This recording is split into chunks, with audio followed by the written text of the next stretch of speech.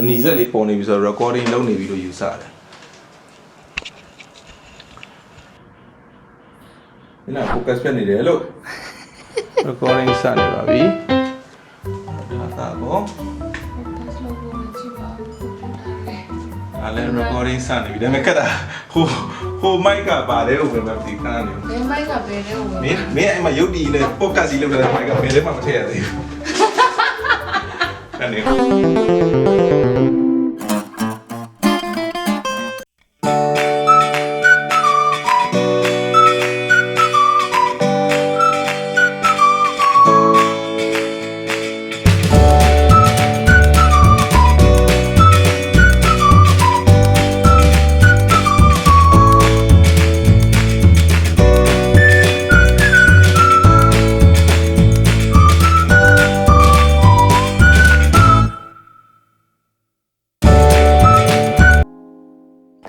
ကဲမှန်နေပါတော့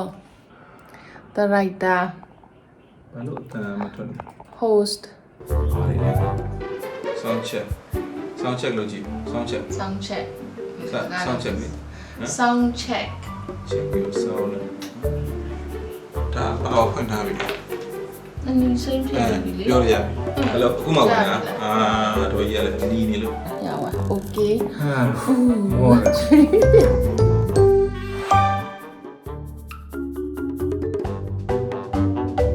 Cheers. Happy New Year. Happy New Year. ဒီနေ့ကတော့ဒီက New Year ဖြစ်တဲ့နေ့နဲ့ podcast ကိုစမ်းပြီး record လုပ်တယ်เนาะအဲ့တော့ My Year 2026အစပါလေဒါနဲ့စကြမယ်ပေါ့ဒါ plan တွေကတော်ကြနေပြီခုန focus ဖြတ်နေတာမင်းကထားလိုက်ထိုင်လဲလို့တော့မင်း focus ပြတ်မပြတ်ကလည်းမသိဘူးထားပါတော့ကြည့်လည်းမနေဘူးရတယ်အတန်းအတိကလေမဟုတ်ကင်မရာခိုးမှာပြောမလုံးနေမနဲ့နဲ့ပို့ဆိုးတော့မယ် focus ကအဲ့မှာပြတ်နေအလားလောက်ပါမတီးပါဘူးကွာမင်းတို့လောကနဲ့ငါလည်းခတ်တယ်အဲ့လိုမင်းတို့လောကဖြစ်တော့အမမကျွမ်းကျင်တဲ့လောကပါဘာမဖြစ်ဘူးလေဘသူကရုပ်ရှင်ရအတီးရိုက်နေလို့တော့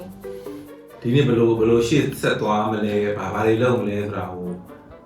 များသောအားဖြင့်တော့ resolution ပေါ့နော် New Year resolution ဆိုပြီးတော့ဟိုလူတွေကဒီနှစ်စာတစ်နှစ်စာငါဒါရီတော့ဖြစ်အောင်လုပ်မယ်ဆိုပြီးတော့တတ်မှတ်ကြတယ်ဆိုတော့အဲ့ဒါလေးကိုတို့တွေဒီနေ့တတ်မှတ်ကြည့်ဒါ record ခါရဲမှတ်တမ်းတင်ပြီးသားပြီးရင်နှစ်ကုန်လို့ရှိရင်ပြန်ကြည့်ဖြစ်လားမဖြစ်လားဘူးမဖြစ်ဖို့များပါတယ်စားတယ်စိတ်ကြောနေဟုတ်သေးပါဘောလေကိုစိတ်ပြော့တယ်လေအဲ့လိုဇွဲကောင်းတဲ့သူထဲမှာလည်းမပါဘူးလို့ပြောရမယ်အဲ့စိတ်ပြော့တယ်စိတ်လျှော့တာမြင်တယ်ဟုတ်လားရအောင်လုပ်မယ်ပေါ့အခုဒီနေ့မစတော့မစရသေးဘူးလေအဲ့တော့ငါတို့ကနော်အဲ့စပြီးတော့ရောလို့မရဘူးအဲ့တော့စလုပ်မှာမိမအရင်ပြောကြည့်ကွာဟုတ်ဘာပဲဖြစ်လေဒီနေ့ New Year မှာကြတော့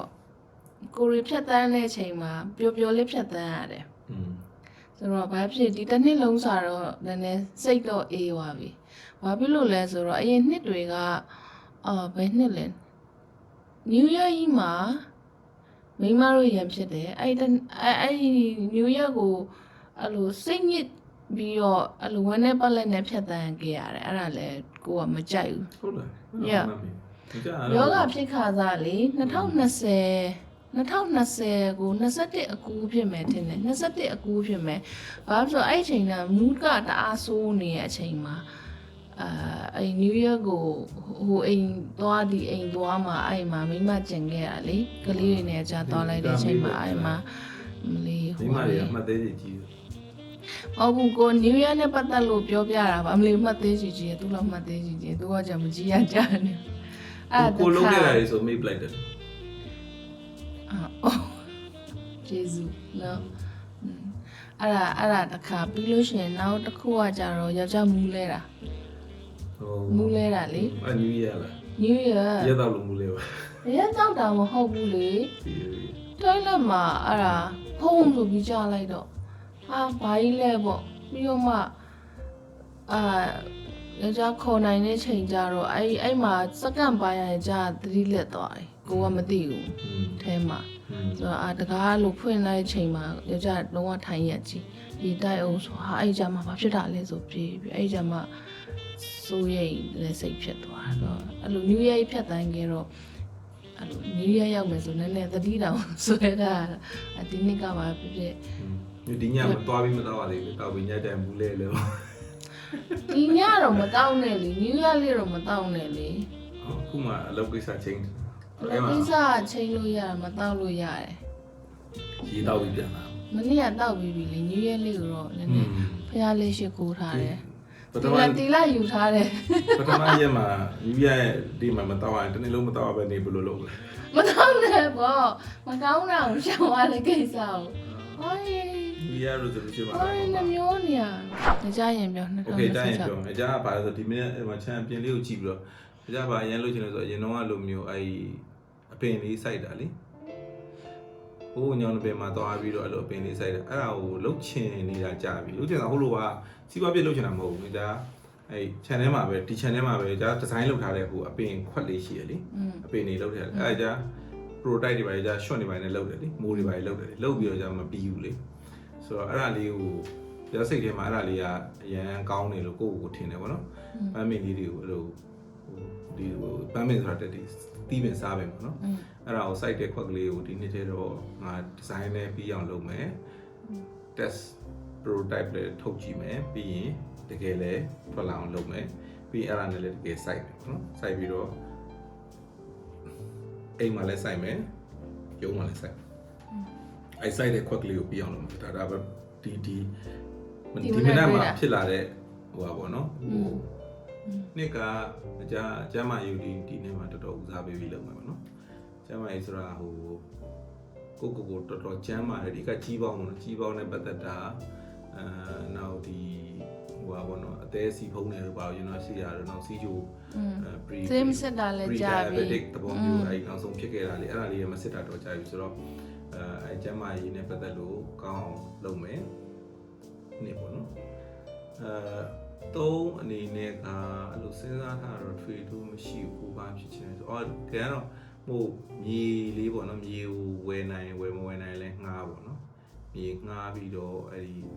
အိမ်ဆောက်လေးဆောက်ဖို့အောင်ဒီနေ့ထဲမှာဖြစ်အောင်လုပ်ချင်တယ်အိမ်ဆောက်အိမ်သေးလေးပေါ့လေကိုရီမိသားစုနေလို့ရလောက်တဲ့အိမ်လေးအဲ့ prototype လေးတစ်ခုပေါ့လေကိုရီအကြစိတ်ကူးထားတာလို့ပြန်ဖြုတ်လို့ရတဲ့အိမ်ပေါ့နော်အဲ့ဒါမျိုးပြန်ဖြုတ်လို့ဘယ်လောက်ထိရမလဲဆိုတော့အကုန်လုံးတော့ဖြုတ်လို့ရကြမှာမမေတချို့တစ်ပိုင်းတော့ပြန်တော့တော့ဒီမှာမြေဝယ်လို့မရအောင်လားအဲ့တော့စဉ်းစားတာကတော့ဟိုမြေငှားမယ်ကိုပြန်ဖြုတ်လို့ရအိမ်လေးလုံးဆောင်မယ်နေမယ်နောက်တစ်ချိန်ကိုမငားတော့ဆိုနောက်တစ်နေရာသွားမယ်ဆိုရင်ပြန်ဖြုတ်ပြီးတော့နောက်တစ်နေရာသွားမယ်ဆိုတော့အဲ့လို concept ပေါ့ဒါပေမဲ့အဲ့လောက်ကြီးဘယ်လောက်တိုင်းတာလောက်နိုင်မှာကိုလည်းမသိတယ်ဒါပေမဲ့ကိုတွေးထားတာကိုယ့်အိမ်ကိုရမဖြစ်ဘူးဆိုတော့အခုအကုန်လုံးက feeling ဖြစ်တယ်မလားဆိုတော့သူများအိမ်မှာငားနေရတယ်ကိုယ့်အိမ်လိုမျိုးကိုစိတ်ကြိုက်မထားရဘူးမလုပ်ရဘူးကိုယ်တိုင်လည်း pre-board ကားတွေ design လုပ်တယ်ထုတ်တယ်ဒါပေမဲ့ကိုယ့်အိမ်မှာဟုတ်တော့ကိုယ်ကမသုံးရက်ဘူးတော့မိမလျှောက်ပြီးတော့ပေါ်ပဲတွေဝယ်ရတယ်ဒါမျိုးတွေဝယ်ပြီးတော့ပြောသေးနော် online ကနေသူမလေးဘယ်လောက်လဲ300တို့500တို့အဲ့လိုအဲ့လေ200 300တန်လေး နင်းကောင်းတယ်လေသူ့တိုင်းတာနဲ့သူကသုံးလို့ရတယ်လေကိုယ်လည်းအဲ့လောက်ကြီးကျယ်ခန်းထားတယ် ဟိုကမဖြစ်ဘူးလေကျိုးပြတ်မနေဘူးလေပြီးရင်အိမ်ပြောင်းတဲ့ခါကျရင်ထားဟိုမတန်ကျင်ထားခဲ့ရမှာလေညာကုလောတဲ့ရှိတော့မယ်အဲ့တော့ဒါမှမဟုတ်ပါဘူးကိုကတော့ဟိုပါပေါ့နော်ကိုလည်း design လုပ်ပြီးကို showroom တွေရုံးနေကြကိုကောင်းကောင်းလုပ်တယ်လေကိုနေရကြကိုမလုံနိုင်ဘူးပါခေါ်တယ်သူတို့ပြောတာဗာလဲစကပုံတော့ရှိပါတယ်နာမည်စကပုံတိကျတော့မှန်မှန်ထားတငါတယ်ငါးကောင်းမစားဘူးလားဗာအဲ့လိုသဘောမျိုးပေါ့နော်သဘောကဟိုကိုကပရိဘောကလုပ်တဲ့အိမ်လဲဆောက်ရတာနဲ့ရန်ကုန်မှာလည်းအိမ်ကောင်းကောင်းဆောက်တာပဲဒါပေမဲ့ကိုမနေရကိုအိမ်လဲဆောက်တယ်ကောင်းကောင်းမှပြင်တယ်ကိုမနေရဘူးတခါရောက်ခမအိမ်လဲပြင်တယ်ကိုမနေရဘူးဟိုကိုရီလေးအဲ့လိုပဲတရှိရင်ကြီးကျယ်လို့ရင်ပြောင်းသွားပြီအဲ့ဒီအိမ်နော်ပြင်ပြီဆိုမနေရဘူးပြောင်းသွားပြီဟိုတနေရာရောက်ပြီအဲ့ကြောင့်တခါလေးစဉ်းစားနေပင့်ကူအိမ်လုံးဝမကြိုက်ဘူးလေအိမ်မှာပင့်ကူအိမ်ရှိရမကြိုက်တော့အဲ့ပင့်ကူအိမ်ဖြတ်တာလေငါအဲ့လိုအိမ်တွေဖြတ်လို့များငါလည်းအဲ့လိုလားမသိဘူးလို့အိမ်ပြင်ပြီးပါပြီးကြရင်ပြောင်းသွားပြီဆိုမဟုတ်ဟိုကတွေးကြည့်ရပါဟိုကတကယ်အယုံကြည်ဟိုကတော့မဟုတ်ပါဘူးဒါပေမဲ့တွေးကြည့်ရပါတော့ငါဘာလို့လို့ဒီလိုအိမ်ခဏခဏပြောင်းနေရလဲပေါ့အဲ့လို stable မဖြစ်နိုင်ဘူးအခြေတကျလေးနဲ့အဲ့လို ကိုလိုချင်တဲ့ပစ္စည်းလေးတွေနဲ့အဲ့လိုနေရာတကျလေးကိုဖြစ်ချင်တာခုထိကိုမဖြစ်ရဘူးလေစူးစမ်းလိုက်ပြတ်လိုက်ပြောင်းလိုက်အဲ့လိုမျိုးဖြစ်နေဆွေး တူနေရ resolution အတူတူပဲလားနှစ်ယောက်လုံးတစ်ခုပေါင်းတယ်နော်နှစ်ယောက်ပေါင်းနဲ့ညာပတ်စံကတော့ကိုကုံပါလိနော်အဲ့ဒါတော့ချိန်ရအောင် ဟိုကိုရီကလည်း plan သိမ့်မရှိရကိုရီလင်များကလည်းသိလား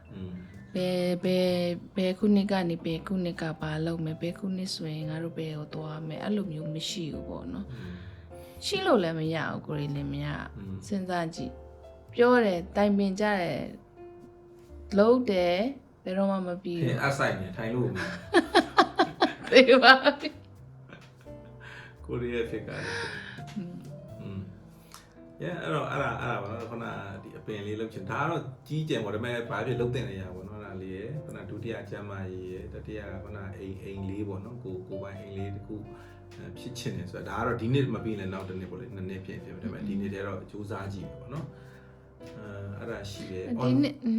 နောက်တစ်ခုရှိသေးတယ်နောက်တစ်ခုကတော့အဲ့လိုပေါ့နော်ဒီလိုအသိပညာမျှဝေတဲ့ဟာတော့လုပ်ချင်တယ်အဲ့လိုမျိုးကိုတွေးနေတာတွေအဲ့တော့ဘလို့နီးနဲ့လုပ်ပြဒီလို podcast ဆိုတာမျိုးလုပ်ဖြစ်မလားစာအုပ်တအုပ်တော့ရေးချင်တယ်ကောင်းစဉ်လေးကောက်ရေးထားတွေးတာလေးရှိတယ်အဲ့လိုစာရေးတမဲ့ကိုအရန်ပြင်းတယ်စာရေးရမှာပြောလိုက်ရတာ record လုပ်လေအတန် record လုပ်ပြီးတော့ရေးတာအမှရေးတာမဟုတ်ရေးတာရဲ့သဘာဝဆိုထုတ်မဲ့သူရေးလို့ရလေဟိုရေးပြီးရင်သူကပြန်စစ်ရတယ် edit ပြန်လုပ်ရအဲ့ဒါမပြီးတော့တဲ့မှာအကျန်းကတော့ထွက်လာတယ်များတော့ပြန်အဲ့ဒါကြောင့်မလို့စာအုပ်တအုပ်ထုတ်ဖို့ကအဲ့လိုချိန်တွေအများကြီးယူတာလေအဲ့တော့စာအုပ်ကတော့ကောင်းတာပိုစဉ်းစားမိရပေါ့နော်ကိုဒီလိုဟာကျတော့ပြောထလိုက်တာပေါ့မှားရင်လည်းပါမှန်ရင်လည်းပါတယ်ကိုဒါပေမဲ့ editing မှာကျတော့ပြန်ပြောထည့်ခြင်းတဲ့စကားကိုပြန်ဟိုလုပ်လို့မရဘူးလေဟိုရေးရသားမှာကင်မရာယောက်ျားကိုရိုက်နေတဲ့အချိန်ဆိုမိမကိုဖြတ်ပြီးပါဘူးကျင့်ပါနေတာပါလို့တန်းခေါင်းလေးပေါ့လေးဖြစ်တယ်ကိုစကားပြောတာပြောပါလားမိမောင်တစိမ့်စိမ့်ကြည့်ပြီးပြောတာဆက်ပြောစာရေးချင်တယ် podcast နဲ့ကိုစိတ်ထဲမှာဒါ new way of လူတွေအခုပြောင်းလဲလာတဲ့တယောက်နဲ့တယောက်ဟိုပါပေါ့နော်ပညာမျှဝေခြင်းပေါ့လေအဲ့တော့ပညာဆိုတဲ့ကိုပညာပေးတယ်ဟို idea ပေါ့နော်ကိုတွေးတဲ့အတွေးခေါ်တွေသူများဒါတော့သူတဲ့လူသုံးပေါ့လေမတဲ့လူလည်းဖယ်ပေါ့လေဒါခုခေတ်ကတော့ဆဲခံရတာများတယ်ဆိုတော့ကိုကတော့ကြောက်တယ်ပေါ့နော်အဲ့လိုမျိုး podcast တွေအဲ့လိုစကားတွေမှားအောင်မှာကြောက်တယ်ဒါပေမဲ့အရန်ဟိုငငယ်တော့လည်းအဆရာမပြောခဲ့တဲ့စကားလူဟိုဖြစ်နေပေါ့နော်အရန်အဲ့လိုသူများဘယ်လိုပါခေါ်လဲ trauma ရလေးတွေပြော trauma ရအဲ့လိုမျိုးပေါ့စနေနေ့တနေ့ကျရင်နေပါဇက်နဲ့ဒုက္ခရောက်မဲ့လူဆိုတာအဲ့စကားအရန်များလို့မာနေပြောတာမှာပြောမှဆိုမှမလို့နေဒုက္ခရောက်မှာအဲ့ဒါကိုကြောက်နေတဲ့စိတ်ကဒီနေ့ထိဟိုရှိနေတယ်ပေါ့နော်အဲ့တော့ကိုဉာဏ်တတိပေးနေတယ်လို့ဖြစ်နေတာပေါ့အဲ့ကိုလည်းပြောတတ်တယ်ရှောက်ပြောတယ်ဘလို့ရှုတ်တက်ပြောခြင်းတယ်အဲ့ဒါကအခက်မသိရင်သူများအဲ့လိုပေါ့နော် public ကိုတင်လိုက်တဲ့ဟာတကူကစကလုံးဆိုတာတော့ပြောပြရင်ဖတ်တယ်နော်အဲ့ဒါကိုကြောက်တယ်ဆိုတော့အဲ့ဒါဟိုပါပေါ့ဒါကတော့ဟို live မလုပ်နဲ့ပေါ့ live မလုပ်နဲ့ဒီလိုမျိုး podcast ရိုက်ပြီးရင်ပြန်ကြည့်ဒါတော့မကောင်းတော့ဘူးထင်တယ်ဆိုဟုတ်တယ်လေစကားပြောတဲ့ချိန်တော့အဲ့ဒီတုန်းကမူနဲ့ပြောတဲ့အချိန်နဲ့ပါဝါတတ်တယ်လေစကားလုံးကတော့အဲ့ဒါကိုကပြန်ကြည့် edit ပြန်လုပ်ဒါဆိုရင်တော့မပြောသင့်တော့ဘူးထင်တယ်ဆိုနောက်တစ်ခါနားထောင်တဲ့ချိန်ကျ mood ကတစ်မျိုးဖြစ်တဲ့အတွက်ဒီစကားလုံးကိုမသုံးသင့်တော့ဘူးဆိုတဲ့ဟာဖြစ်လာနိုင်တယ်အဲ့ကြ edit ပြန်လုပ်ပေါ့ဒါကြပြောချင်တာအဲ့ဒီ edit လုပ်တဲ့အခါမှာစာရေးတာကြတော့စာကိုပြောင်းလိုက်လို့ရတယ်podcast ကပြန်ပြင်လို့မရဘူးဖြတ်လို့ပဲရတယ်နှုတ်စကားပြန်သွင်းကွာသွင်းတော့အဲ့ဒါကြီးရတယ်ရုပ်ရှင်လိုမျိုးတကတ်ပြန်လှည့်ချိန်လို့မရ podcast ရဲ့သဘောကတော့အချိန်နဲ့တောက်လျှောက်ပြောလဲရတယ်အဲ့တော့ခုခေတ်မှာ podcast ရဲ့အားသာချက်တွေအများကြီးရှိပေမဲ့ကြာအခုစိတ်ထဲမှာအဲ့တခုပေါ့နော်ဟိုအားနေချက်လို့ထင်တာက edit ပြန်လုပ်လို့မရဘူးပြန်ပြီးတော့စကားအစားထိုးလို့မရဘူးမရဘူးလို့မဟုတ်ဘူးเนาะသူအတန်ပြန်ဖြတ်တကူတကလောက်ရတယ်ဆိုမလုပ်ကြတော့ဘူးအဲ့တော့တကယ်ကိုဆိုလိုချင်တဲ့ဟာကတစ်ခါကျတော့ပြောရင်းနဲ့အရှိန်လွန်ပြီးတော့စကားလုံးအသုံးမှားတာဖြစ်နေတယ်လေဆိုတော့ထားပါတော့လေဒါပေမဲ့အကြတစ်ခုပေါ့เนาะအဲ့လိုမျိုးဒီနှစ်မှာစပြီးတော့ကိုတွေးတာလေးတွေကိုပြောချင်တာလေးတွေကိုမှတ်စုသဘောမျိုးလေးတော့လုပ်ချင်ဒါအဲ့လောက်ဆိုတော့ဒီနှစ်ကအဲ့နောက်တော့အဖေပေါ့နော်အဖေကိုတော်တော်လေးကိုကဟိုပြစ်ထားသလိုဖြစ်နေတာအဲ့ဒါတော်တော်စိတ်ထဲမကောင်းတော့ဘာလုပ်ပြီးလို့ရမှလည်းမသိဘူးဒါပေမဲ့ဒီနေ့ကျမှအဖေကိုလည်းပို့ view ဆိုင်မယ်ပေါ့နော် ကျန်တာစီးပွားရတော့ရေးမကြည့်ပါဘူးရေးမကြည့်ဘူးဆိုတာဟိုလိုချမ်းသာနေလို့ပြောရန်ချမ်းသာလွန်လို့မလို့လို့ပြောတာမဟုတ် ချမ်းသာခြင်းနဲ့ ဘူးကိုတိုင်းတာတစ်ခုကြီးရှိကြတယ်ကိုဒီမှာသုံးနိုင်တယ်စားနိုင်တယ်တော်တော်နော်ဒါဟိုလူတိုင်းပဲလေကြားကြီးရှည်ရချင်းမလဲပတ်တာရှိတယ်ဒါပေမဲ့ဒါစီးပွားရေးကိုဘာမရှိဘူးဆိုတာဘာလဲဆိုတော့စီးပွားရေးကြောင်ဆိုပြီးတော့ဒီလောက်ကြီးချမ်းသာလို့မတရားကြီးရအောင်လုပ်မယ်ဆိုအဲ့ဒါတော့ကိုကတဖြည်းဖြည်းနဲ့ကြာဆင်းလာတယ်အဲ့စိတ်ကမရှိဟို idea တွေကထွက်ပါတယ်ဒါပေမဲ့မလုတ်ချင်တော့ဟိုဖြစ်တယ်ဗောနော်ဟိုကမလုတ်ချင်တော့ဥစားလေအရန်ကိုတောကတွေများပြီးတော့အတကုံရှာလို့နော်တခုဖြစ်ဖို့ရေးကိုအတကုံလောက်ရတဲ့ဟာကိုအခုဒီအရွယ်ရောက်လာအချိန်မှာငယ်ရွယ်တဲ့လူကတော့ဒါအောင်နားထောင်ပြီးတော့နားလည်းမလွဲစေဘူးမလွဲစေချင်ဘူးဗောနော်လောက်ပါမငယ်ငယ်ရဲ့အရွယ်ဒါပေမဲ့ကိုရီဒီရွယ်ရောက်လာအချိန်မှာကတော့ကျမ်းမာရေးတို့တခြားကိစ္စတွေအရန်ဟိုပို့ပြီးတော့ကိုတန်ဖိုးထားလာတဲ့အချိန်မှာဗောနော်မိသားစုလို့ပြောရွှေမှုလို့ဒါတွေတန်ဖိုးထားအချိန်မှာတော့ဒီအတကုံပင်မန်းတန်းတဲ့ဇာကြီးဟိုအားထုတ်ရတဲ့အလုပ်ကိုတော့ဟိုစီးပွားရေးကိုလောဘတကြီးနဲ့မလုပ်ချင်ဘူးအဲ့တော့စီးပွားရေးကိစ္စနဲ့ပတ်သက်လို့ဒီနေ့မှာလို့ဆိုလို့ရှိရင်မရှိဘူးဒါမှမဟုတ်လေဒါကတော့ကိုယ့်ရဲ့ target လေးကိုဟိုနီးစပ်ဆုံးရောက်သွားလို့အဲ့ဒီစကားပြောနိုင်တာလေခုနပြောလို့လူငယ်တွေကြတော့သူတို့မှအိမ်မက်ရှိရယ်အဲ့ဒီအိမ်မက်ကိုရောက်အောင်တော့သူတို့ကတော့အသေးလေးတော့ကြိုးစားအောင်ပါပဲကိုရီးယားကြတော့ဘာပဲဖြစ်ဖြစ်မိသားစုကိုယ့်ရဲ့မိသားစုကိုပိုင်မိသားစုဟိုဟာတိဆောက်ပြီးသွားပြီကလေးတွေအကြောင်းထားနေရဆိုတော့ကိုယ့်ရဲ့ target လေးတွေ milestone လေးတွေကရောက်နေပြီးသားဖြစ်တဲ့အတွက်အဲ့လိုတွေးနိုင်တာလည်းမကောင်းတဲ့ချက်တို့တဲ့ငွေမစုမိဘူးစုမိဆောင်မိမရှိစုမိဆောင်မိရအောင်လေကိုရီးယားရှာတာကလည်းမဟုတ်လေမဟုတ်ရစာဖြစ်နေရလေဟုတ်တယ်လေ2020ကလေးကအလုပ်ကလုံးမလုပ်တာဒီမှဆို2020ကလေးကအလုပ်မလုပ်တဲ့ပြင်ကိုကျမကြီးမကောင်းတော့စိတ်ကူးတဲ့ဟာတွေနဲ့ဘာနဲ့အတကုံကုန်တာကိုပြီးရင်ဒီဘက်ပြောင်းလာတဲ့အချိန်မှာကလေးစီဟို plan မရှိဘဲနဲ့လေကိုရီးယားရောင်းစားရှိတဲ့ဟာကိုရောင်းစားပြီးတော့သွားမယ်ဆိုပြီးတော့ဆုံးဖြတ်ခဲ့တာပဲလေဟုတ်တယ်မလားအဲ့တော့ okay မိမလည်းပြောတော့စပ်ပြီးတော့မိမတော့နံပါတ်1ကတော့ကျမကြီးပဲကျမကြီးပေါ့ကျမကြီးဆိုတာအခုဒါအများကြီးနေကောင်းလာတယ်ပေါ့နော်2025ထဲမှာအများကြီးနေကောင်းလာတယ်အခုဒီနှစ်ကုန်ပိုင်းမှာဆိုရင်ယောဂဆော့တယ်ဒီလိုအနေထားမျိုးကိုမဆော့နိုင်တော့လောက်ဘူးလို့ထင်ထားတာကိုယ်စိတ်ထဲမှာဆိုတော့လုံးနိုင်တဲ့အချိန်မှာဟာငါပြန်လုံးနိုင်ပြီပေါ့နော်ဆိုတော့အဲ့ဒီအချိန်မှာရမ်းပျော်သွားတာဆိုတော့အဲ့နဲ့ကဲ2026ကျရင်တော့ကျမရုပ် book use ဆိုင်မယ်ပြီးရင်ကိုယ့်ရဲ့ live ပေါ့ကိုယ့်ရဲ့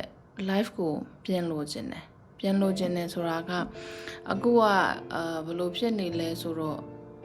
တခြားမျိုးကိုပြောင်းတဲ့အချိန်မှာမိသားစုဘဝအစကနေပြန်တိဆောက်သလိုဖြစ်သွားတာကိုဖြစ်သွားတော့အဲ့ဒီဟာတွေနဲ့အချိန်တွေရမ်းကုန်ပြီးတော့ကိုယ့်ဘကိုဂရုမစိုက်နိုင်ဘူးလို့ထင်တယ်ပေါ့အချိန်တွေကအဲ့ဒီဘက်ကိုအရန်ကုန်သွားပြီးတော့လေအဲ့ဒါကိုပြန်ပြီးတော့ကိုပြန်တိဆောက်ခြင်းတယ်ဟုတ်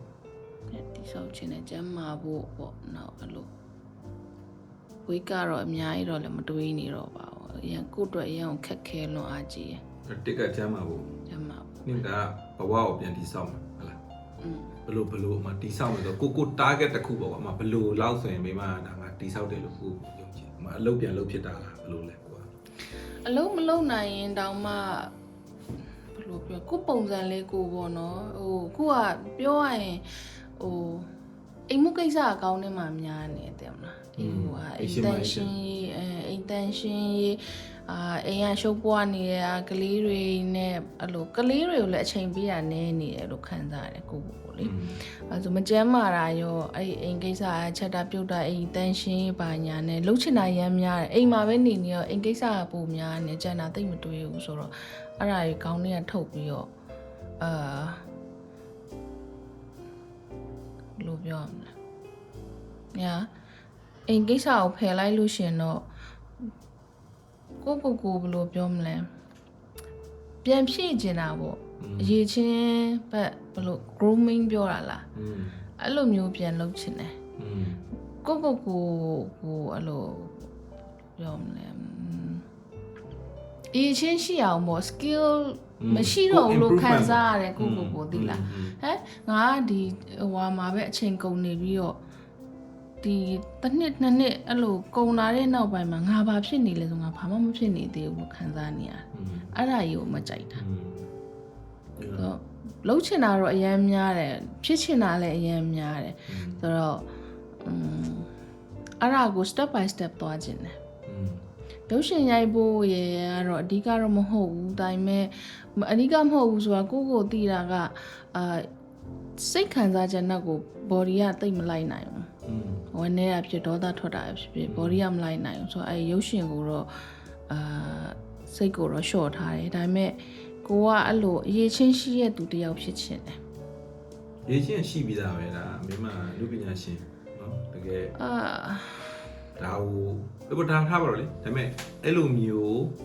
ကိုတခြားမိမပြောချင်တာမိမဟိုငါတခုတက်သွားတယ်ငါတခုဒီနှစ်မှငါလုံနိုင်ခဲ့တယ်ဆိုတော့အဲ့လိုမျိုးကိုဟိုမထားမိမပကြီးဆွဲချင်တာရှိတယ်လို့မှတချင်းဆိုတတ်ချင်တယ်လို့ပကြီးဆွဲတတ်ချင်တယ်လို့နောက်ပါရှိသေးတယ်မိမဖြစ်ချင်တာကဲတီးချင်တယ်ပြန်တီးချင်တာ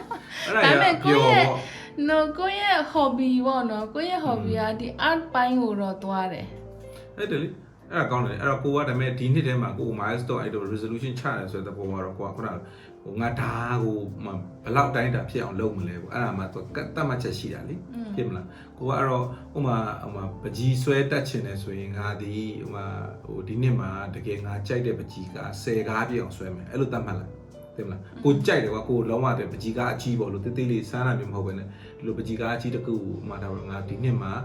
ပကြီးကား10ကားလောက်ရအောင်ဆွဲမယ်ကိုအဲ့ဒါကိုပြီးလို့ရှင်တယ်ဗာပြည့်နှစ်ကိုဝိုင်းလည်းကိုအဲ့ဒါလေဟောငါ10ခုတကယ်ပြီးသွားပါလားဆိုကိုဂျင်းနဲ့တယ်လေအဲ့ဒါကိုဝမ်းသာရတယ်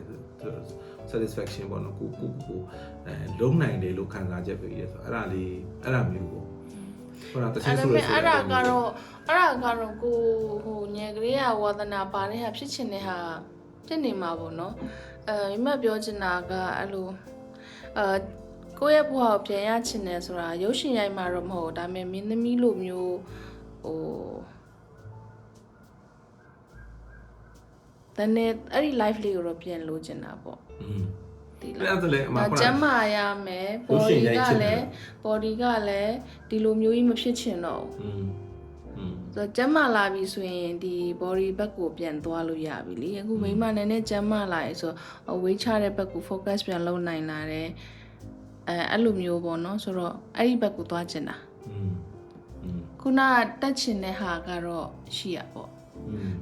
ကိုကအဲ့လောက်ပဲတွေးတယ်ဘာလို့ဆိုကြာတယ်လေကိုရဲ့ကျမ်းမာရေးကိုဒီလိုငြိမ်ဖို့ဝေးချဖို့တော့ကကို့အတွက်အရင်ခက်ခဲနေတော့ဒီတစ်နှစ်တည်းမှာအဲ့ဒါပဲတွေးတယ်အဲ့မို့လေ तू ကရည်ရွယ်ချက်ရှိရပေါ့နော်အခုဒါ resolution တော့ तू ရည်ရွယ်ချက်ချလိုက်တာငါဒီနှစ်မှာငါဒါဖြစ်ချင်တယ်နော်အဲ့ဒါလေအဲ့ဒါပြီးရဲ့အချိန်မှာပါလဲဆို okay အဲ့ဒါဖြစ်ချင်ငါဘာလုပ်ရမှာလဲဆိုတဲ့ဟာပါလားအမမိမဆိုရင်မိမရဲ့ရည်ရွယ်ချက်ကအဲ့လိုမျိုးပြန်ကျမ်းမာခြင်းနဲ့လုံနိုင်ကိုင်းနဲ့စိတ်သွားတိုင်းကိုပါခြင်းဟုတ်တယ်မလားအဲ့တော့ဘာလုပ်ရမလဲ smoothie တောက်ဟုတ်လားကိုသဘောအဲ့တော့သဘောကကိုကဘာလုပ်လဲဆိုတော့ smoothie တောက်လို့ဆိုတော့အလုပ်လို့ခံစားလာငါဒါဖြစ်ချင်လို့ငါဒါလုပ်ရမယ်အဲ့တော့ဒီနေ့တည်းမှာငါဒီနေ့တိုင်းဒီပါတပတ်ကို9ရက်အနေနဲ့ smoothie တောက်နိုင်အောင်ငါစူးစမ်းမယ်ဆိုရင်တောက်နေသမျှကိုကအလုပ်ပြီးတယ်လို့ခံစားလိုက်မယ်ဒါအလုပ်ရဲ့သဘောတရားဒါအလုပ်မြင်တယ်လေနော်အဲ့တော့မှ smoothie တောက်တယ်နောက်ခဏမှ yoga လုပ်တယ်ငါတပတ်ကို3ရက်လုပ်မယ်ဟုတ်နော်ထားပါတော့ဒါကိုယ့်ကို to do list ဆွဲလိုက်ပေါ့အဲ့ဒါတွေလုပ်လို့ရှိရင်မိမသိတယ်မိမရဲ့ကျန်းမာရေးအကြမ်းမြင်ကောင်းတယ်ပြီးရင်ခဏကိုယ့်ကို depression မရအောင်တရားထိုင်ရမယ်ဟိုစိတ်တက်မကြအောင်လုပ်ရမယ်အဲ့ဒါမိမတို့ yoga ရဲ့အဓိကအခြေခံလေးဖြစ်တယ်နော်ဆိုတော့အဲ့လိုမျိုးအဓိကဒီဟာတွေရဲ့ resolution ရဲ့အခြေခံဒါပဲရည်ရွယ်ချက်ပန်းနိုင်တစ်ခုထားထားတယ်အဲ့ဒါကိုရအောင်ရှောက်ဖို့အတွက်က to do list ထွက်လာတဲ့အဲ့ဒီလုံးရန်ရှိတွေကိုအကုန်လုံးကို spot on ပေါ့နော်တခါလဲမိအောင်လုပ်သွားရဲကိုကငါဒါပြီးတယ်ငါဒီလောက်ပြီးတယ်ငါဒါပထမတို့စီးပွားရေးမှာဆိုလည်းအဲ့လိုပဲကျတော့တစ်နှစ်စာ business plan ဆွဲဆိုတာဒါပဲလေဒီနှစ်မှာငါတို့ဒါမှာဒါရုံကအသစ်ဖွင့်မယ်တို့တခြားပစ္စည်းသွင်းမယ်ဆိုရင်အဲ့ဒါကြီးမှန်းလိုက်တာမှန်းပြီးတော့မှအဲ့ဒါဖြစ်ချင်တယ်ဆိုရင်ငါတို့ဒါလုပ်ရမယ်ဆိုတာထွက်လာအဲ့လိုမျိုးပဲလို့ကြားထင်တယ်အဲ့တော့ခုနအဲ့ဒါကျမ်းမာခြင်းအဲ့ဒါခုနဒါလုပ်လို့ဆိုကိုအဲ့ဒါကိုအလုပ်လို့ပဲပေးလိုက်ပကြီးဆိုလည်းအတူတူပဲပကြီး10ကားတကယ်ကောင်းဆွဲနိုင်ဘာလို့လဲဆိုဥမာမိမဟို master class ဆိုတာဗါလဲ domestic ကတော့ကြည့်တယ်မလားဆိုရင် ငါအားတဲ့အခြေခံကိုနားလည်အောင်ပြန်ကြည့်မယ်သူ့ရဲ့ theory ဟဲ့လားသူ့ရဲ့ဟိုဟာပေါ့နော်ဒါတွေဘာကြောင့်ဆွဲတယ်ဘယ်လိုဆွဲတယ်ဘယ်လိုမှဒီ impressionist ဆိုတာဘာလဲတော့ဒီကိုရဲ့ဒီတခုခုမလုပ်ခင်မှာတမိုင်းကိုလေးလာမယ်ဆိုတာပါလားဆိုတော့အဲ့ဒါမျိုးတွေနေမှလုပ်ဖြစ်မှာဒါမှမဟုတ်ပကြီးရတော့တကယ်ကိုကဟို resolution တခုလို့ထားပြီးတော့လုပ်မလားဒါမှမဟုတ်ကိုကခုနကအပျော်ပဲလားပေါ့အပျော်ဆိုတခုကို pressure မပေးနဲ့မဟုတ်ဘူးကိုကလည်းကိုကလည်းလမ်းပြောက်နေတဲ့အနေထားမှာရှိနေလမ်းပြောက်နေတဲ့အနေထားမှာရှိနေဆိုကိုရှေ့ဆက်ဘာလုပ်ရမလဲဆိုတဲ့ဟာကိုရှာမတွေ့ဘူးဖြစ်နေရှာမတွေ့ဘူးဆိုတာကအဲ့ဒါကြောင့်မလို့ကျမ်းမာရေးတစ်ခုပဲကိုစဉ်းစားလိုက်တယ်ဆိုတာကျမ်းမာမှာအဲ့ဒီနောက်ကဟာတွေကပါလာမှာကိုလုံးချင်တာဆိုတာဘာလုံးဝမလဲဆိုတာကိုစိတ်ကူးရင်လို့ရမှာကိုစိတ်ကူးဖို့မရင်ရဲဘူးအဲဆိုကိုလုံးမဟေးဆိုစဉ်းစားလဲနောက်ပြန်ဆွဲနေရကိုရဲ့ကျမ်းမာရေးနောက်ပြန်ဆွဲနေရဆိုတော့โอเคဘာမှမစဉ်းစားရဲဘူးဘာလို့ရမှလည်းမသိဘူးအဲ့လိုမျိုးဖြစ်နေရဆိုကျမ်းမာလာပြီဆိုရင်โอเคရုပ်ရှင်ရိုက်တာလည်းဖြစ်နိုင်တယ်ကြော်ညာလေးတွေရိုက်နိုင်တာလည်းဖြစ်နိုင်တယ်မဟုတ်ရင်လည်းဒီ content ကိုအရင်ကထပ်ပို့လုပ်နိုင်မယ်ဆိုတော့အဲ့ဒီနှစ်ခုကတော့ main ပေါ့နော်ကျမ်းမာဖို့ရယ်ဒီရုပ်ရှင်မရိုက်ရင်တောင်မှဒီ content တွေအာယုံစိုက်ပြီးတော့လုပ်နိုင်မယ်ပေါ့ဒီအိမ်မှုကိစ္စဘက်ကို short ပြီးတော့ဒီဘက်ကိုလုပ်မယ်ပေါ့နော်ကိုဟိုရုပ်ရှင်ရိုက်မှဘာမှမဟုတ်ပဲနဲ့မင်းသမီးတယောက်ရဲ့ live ဆိုတာကအဲ့ဒါကိုပြောတာပေါ့အင်ရှင်မထဲမှာပဲလုံးပန်းချိန်တွေကုန်ပြီးမြုပ်မနေပဲနဲ့အဲ့ဒီ live လေးကိုပြန်သွားခြင်းတယ်ဆိုတော့အဲ့ဒါကတော့ main ပေါ့ကျန်တဲ့ပကြီးတို့ဂီတာပါညာအဲ့ဒါဆိုတာကလည်းခုနပြောတဲ့ content ထဲမှာပဲကိုကထည့်ထားလိုက်တယ်အဲဆိုအဲ့ဒါကြီးကိုက professional ဘက်ပြောင်းဖို့ career တစ်ခုအနေနဲ့ပြောင်းဖို့ဆိုတာနှစ်တွေအများကြီးကြာအောင်ပါအဲ့လောက်လည်းစိတ်မရှိဘူးကိုကပတ်စံကလည်းလိုချင်တယ်လေဒါပေါ့ဆိုတော့အဲ့ဒီဟာနဲ့ကိုကလှုပ်ရှားလို့ရလောက်အောင်ကနောက်9နှစ်အနည်းဆုံးပဲဆိုတော့yeah အဲ့လောက်ကြီးကို pressure မပေးတော့ဟိုအဲ့ဒါကြီးကတော့ဖြစ်လာမှာဒါမိမရဲ့ဘဝမှာမိမဖြစ်တတ်တဲ့သူများပေါ့ career လို့ခေါ်တာပေါ့နော်ဒီကိုယ့်ရဲ့ဘဝတမွေးဝမ်းကြောင်းလုပ်ငန်းကြီးတစ်ခုကလုပ်ခဲ့ပြီးပြီရက်တည်မှုတစ်ခုရှိသွားပြီကျန်တာတွေက career change နေဆို career တကယ်လုပ်ငန်းကိုယ့်ရဲ့တမွေးဝမ်းကြောင်းလုပ်ငန်းကြီးတော့တမျိုးကြီးထပ်ပြီးတော့မွေးမှဒါလည်းမလွယ်တဲ့ကိစ္စတွေအဲ့တော့ကိုကဒီလုပ်ငန်းကြီးကလည်းကိုယ်တည်သွားတာမဟုတ်ရှိနေတယ်တကယ်တမ်းကိုလုပ်တဲ့နှုံကနေတာများတာပဲကွာအဲ့တော့ရုပ်ရှင်ကြီးဖြစ်ကြမလို့ short film လည်းရိုက်လို့ရတယ်ပေါ့နော်အဲ့တော့ short film ဖြစ်မယ် content လည်းဒါမျိုးတွေကလည်းပြောင်းလဲတစ်ခုပေါ့နော်ဆိုတော့အဲ့လိုအနေထားမှာတော့မိမလုံနိုင်မှာပေါ့နော်အဲ့တော့ဒီကို pressure လည်းအရင်မပေးနဲ့အဲ့လိုအလုပ်တွေလုပ်မယ်ဒါပေမဲ့ခုနတိုင်းတာမှုတစ်ခုပေါ့နော်ကိုဟိုမှာသူ content တွေလုပ်တယ်ဆိုတော့ဒါပဲကို content တွေဘယ်လောက်တိုင်းတာတိဖြစ်အောင်လုပ်လဲဟိုမှာခုန short film ရိုက်မယ် short film ဒါပဲဒီနေ့တည်းမှာဒါ short film 3ခုလောက်ရိုက်နေအောင်ကြိုးစားမှာလားဒါမှတစ်ခုပဲလားအဲ့လိုမျိုးပေါ့နော်ကိုတတ်မှတ်လိုက်ဒီနေ့တည်းမှာအဲ့လိုမျိုးမတတ်မှတ်ဘူးဆိုတာကကိုယ့်ရဲ့ကျမကြီးကမငြိမ်မချင်းအဲ့ဒါစိတ်ကူးရင်မရင်ရဲဘူးလို့အဲ့ကြောင့်မလို့ကျမကြီးတစ်ခုပဲကျမကြီးရဝိတ်ချဖို့ရပေါ့အဲ့ဆိုဝေးကိုနံပါတ်တတ်မှတ်ချင်လားဘယ်လိုနံပါတ်တတ်မှတ်လဲပေါင်ဘယ်လောက်ပေါ့အဲ့မောဟိုပေါင်မတတ်မှတ်ဘူးမတတ်မှတ်ဘူး slim ဒီထက်နည်းနည်းကြည့်ကောင်းခြင်းတယ်ကိုကလုံးဝဖက်တီးမပုတ်ဆုံမကြီးပုံစံဖြစ်နေတာလေဆိုတော့အဲ့ဒါကိုကြည့်လို့ကောင်းတဲ့အထိပေါ့နော်နည်းနည်းဟိုဖောနေတာတွေဒီလိုမျိုးတွေမဖြစ်တဲ့အထိပေါ့ဆိုတော့အခုချက်ရက်ပေါ့အဲ့မောချက်ရက်ထိလည်းမရောက်ဘူးမရောက်ဘူး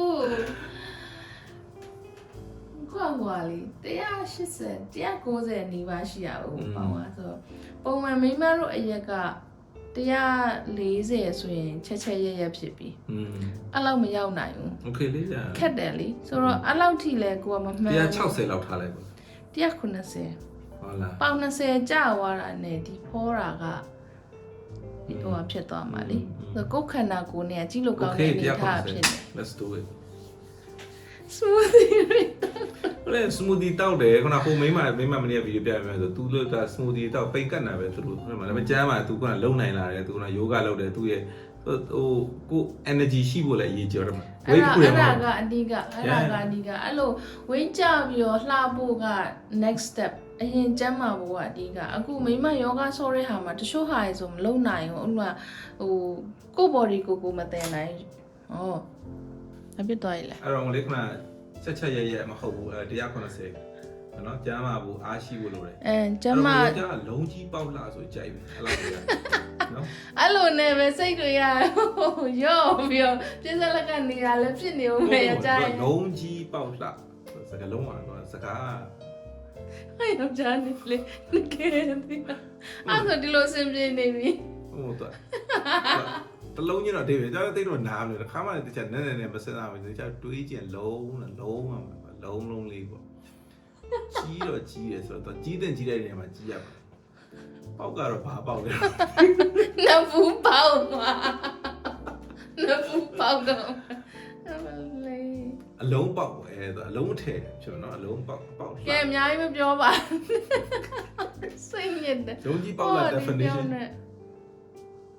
definition တော့အဲ့တော့သူချက်တဲ့နေရာမှာချက်ထွက်တဲ့နေရာမှာထွက်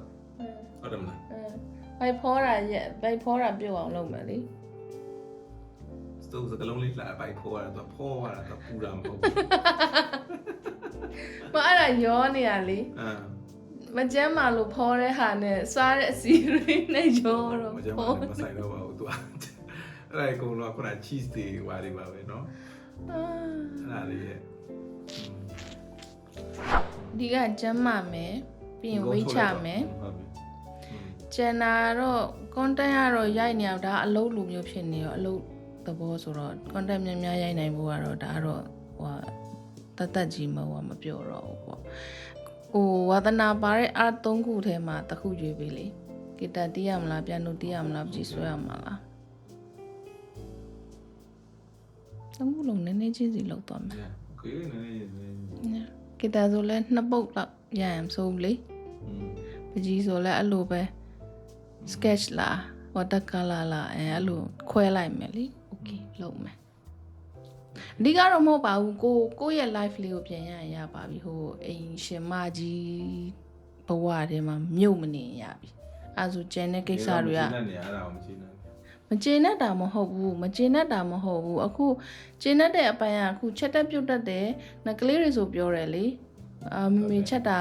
ကောင်းတယ်စားရဆိုပြောတယ်လေသူတို့လည်းပြောတယ်ကိုလည်းကျေနပ်တယ်လေကိုကလေးကိုချက်ကြည့်ရဆိုတော့ဘာဖြစ်ဖြစ်ကိုလင်လည်းပါတယ်လေဒါပေါ့ကိုလင်ကမိမလက်ရစားကျင်တာယူကြရချစ်မရောက်မှပဲစားရတော့တယ်ဆိုတော့ဟိုလိုကြီးစိတ်ပြက်လက်ပြက်ဖြစ်နေရတော့မဟုတ်ဒါပေမဲ့အဲ့ဒီဘက်ကမှအချိန်ရန်ကုန်သွားလို့အဲ့ဒီဟာကိုနည်းနည်းပြန်ဆွဲထုတ်ပြီးတော့ကိုနည်းနည်းကိုကြီးပြန်သွေးချင်နေတာပါပဲဒီမှာပြောလို့မင်းသမီးလေးလိုနေချင်မင်းသမီးလေးလိုပြန်နေချင်တာโอเคပါသဘောတူလားယောက်ျားကပေးနေမှလည်းဖြစ်မှာဟုတ်ပါဘူးကိုကကိုဘွားပဲကိုဆုံးဖြတ်ဖို့ဒါတော့သူဆိုအကုန်ဘွားပဲကိုဆိုကိုအပြိုတော့မဟုတ်နေဘူးလေ family life ဖြစ်နေပြီဆိုတော့နည်းနည်းတော့တိုင်ပင်ရမှာပေါ့ဟုတ်ပါဘူးမင်းအဆင်ပြေနေဖို့ပဲအရေးကြီးပါတယ်နော်မင်းအဆင်ပြေနေဘူးမင်းအဆင်မပြေတလောကလုံးအဆင်မပြေဘူးအဲ့တော့မင်းအဆင်ပြေနေအားလုံးဟာအဲ့လောက်ကြီးတောင်လားဟုတ်တယ် you are the center of everything မင်းကိုပခုချက်ထားတာ why အမလေးမိမမလားမိမကလေးတွေဝသားမကောင်းနော်ဒီနေ့ဆိုတော့သူတို့လည်းနားလဲအဲ့တော့အဲ့လိုမျိုးပေါ့နော်မိမပြောပြည်လေဖို့အောင်ဟိုကစိတ်ချနေကောင်းဖို့နော်ကျမ်းမာဖို့ဟုတ်တယ်နေမကောင်းအဲ့စိတ်ကြီးထဖောက်တာလည်းအဆင်မပြေဘူးအကုန်လုံးအတွက်ကောင်းပါလေโอเคပါဗျာကျမ်းမာရမယ်ဒါပဲဒီလောက်ပါပဲလို့နိုင်ဝဲကြော်တဲ့ကြာသွားပြီဆိုတော့နော် Yep. Good one. Happy New Year ပါ Happy New Year ပါ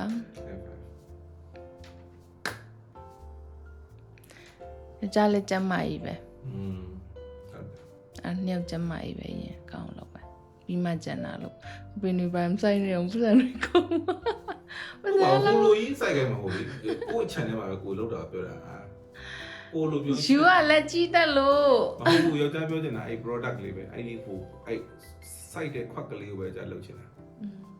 အဲ့ပေါ်မှာ ဒီတန်းဆက်ကလည်းလုံးချင်သေးရလေ ဟောတာတော့မလုပ်ပါအဲ့ဒါရေးမကြည့်ပါအဲ့ဒါကိုလည်းကိုလိုင်းလည်းမဟုတ်ဒါပေမဲ့ဒီခွက်လေးကတော့ဒါဟို product ကိုစိုက်ကြည့်ချင် ကျင်းနှက်ခဲ့တာလေကိုလုံးခဲ့တဲ့အားတည်းမှာကျင်းနှက်ခဲ့တာပြန်လုံးချင်တာโอเคဘယ်တော့ပြန်လုံးမအောင် ဘာလဲတောက်ပဲ ဒါနှစ်ဆိုင်မဟုတ်လေနှစ်ဆိုင်ဒါပြီးလို့ရှိရင်ဘယ်တော့ကျ review ပြန်လုပ်မှလဲလို့ နှစ်ကုံရောဒါ နှစ်ကုန်ကြမှာလုပ်မှာလား ဒီကိုတစ်နှစ်စာဆိုတစ်နှစ်အဲ့မလေးကိုတောက်လျှောက်ကိုတော့ review လုပ်တာကိုဘယ်လောက်ထိလုပ်နိုင်လဲဆိုတော့ကြည့်တော့ နှစ်ဝက်မှာတော့လုပ်လိုက်လေ sure နှစ်ဝက်မှာတစ်ခေါက်လုပ်မရသေးဘူးဆိုရင်နှစ်ဝက်မှာ6 okay ပါ okay ပြပါပြီ